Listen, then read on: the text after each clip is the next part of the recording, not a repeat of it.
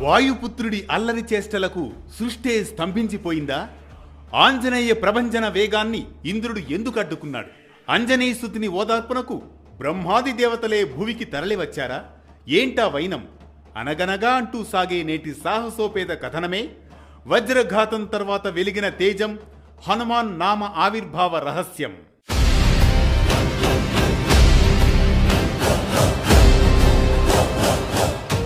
అనగనగా అది త్రేతాయుగం.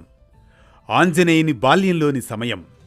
పౌర్ణమి నాడు అంజనాదేవి గర్భాన ప్రకాశించిన రుద్రాంశ శిశువు చల్లని చంద్రరశ్మిలో మెరుస్తున్నాడు.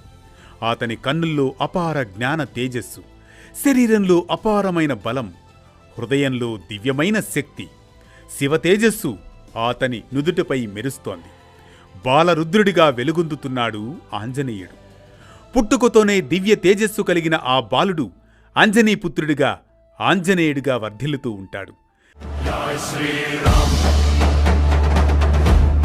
జై శ్రీరామ్, జై శ్రీరామ్.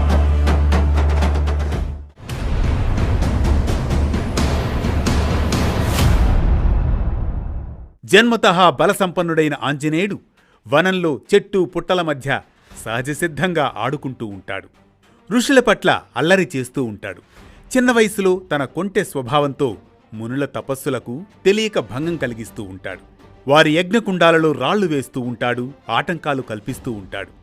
ఈ అల్లరి కారణంగా ఋషులు మునులు హనుమంతుడిపై అంజనాదేవికి ఫిర్యాదు కూడా చేస్తూ ఉంటారు.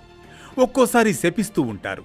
అలా జరగడం వల్లనే ఆంజనేయుని అమూల్యమైన శక్తులను తనను తానుగా తాత్కాలికంగా మరిచిపోయేలా శాపానికి కూడా గురవుతాడు ఆ దశలో ఆంజనేయుడు.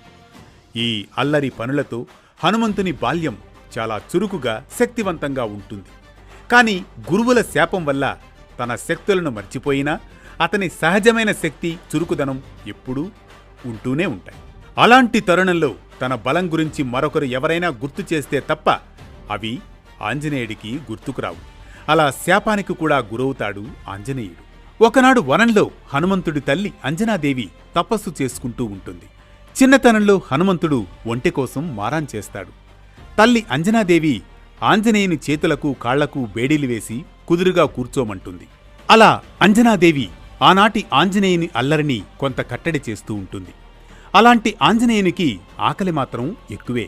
ఇలాంటి తరుణంలో అంజనాదేవి చిన్నతనంలో నిద్రపోతున్న ఆంజనేయుణ్ణి